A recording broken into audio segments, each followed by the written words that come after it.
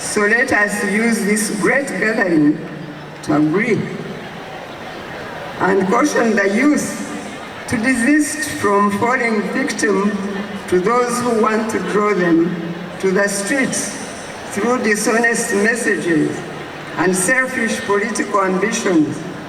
Let us shame those leaders who desire to involve them in demonstrations and violence while keeping their own children abroad or behind the safety of their comfortable homes. Erifena okulaba nti eggwanga lyaffe libeera liwanguzi ate nga ligenda mu maaso. If we do that, this meeting will be so meaningful that we will remember what the women of Uganda did in this meeting throughout the 5 years coming. Bwe tukola ekyo tujja kujjukira nti olukiiko luno luvuddemu era lubadde lwa mugaso nnyo nga tukoze ekyo kye tugambye okukola okutuukiriza Katonda ky'ayagala kibeere. So let us use this great gathering to agree and caution the youth to desist from falling victim to those who want to draw them to the streets through dishonest messages and selfish political ambitions. Let us shame those leaders who desire to involve them in demonstrations and violence while keeping their own children abroad or behind the safety of their comfortable homes.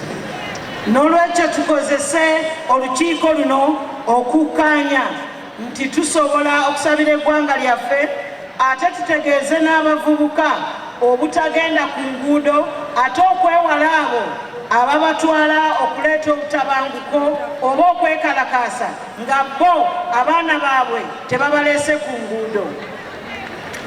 Use your platforms to urge Ugandans of voting age to exercise their constitutional right to vote leaders of integrity. Mukozese buli omu omukisa gw'alina okutegeeza bannayuganda bonna bakozese eddembe ssemateeka lyebawa okwesalirawo ate n'okulonda abakulembeze. Leaders of integrity. Okulonda abakulembeze ab'ensa. Many people neglect to engage in the election process because they believe their voice does not matter. Yet every vote counts in determining the future governance of our nation.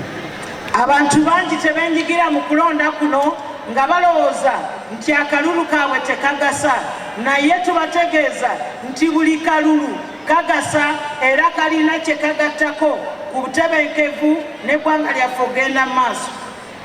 Once again, I must thank you for the support you have always shown our president and the confidence you have placed in his exemplary leadership.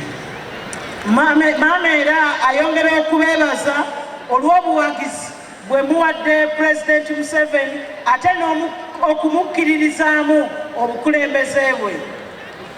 But please always remember that his victory is our victory. Yes, go ahead.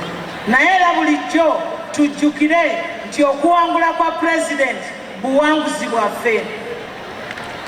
And that our vote and support, we are not merely doing him a favor, but we remind him of our gratitude as women for the great advancement we have enjoyed through his leadership.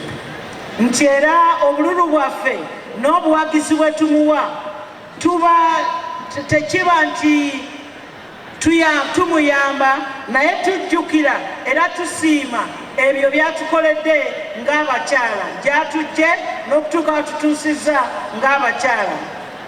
God bless you and your families in this new year 2026. God bless you And thank you so much for being here. Mukama abawe omukisa n'amaka gammwe era maama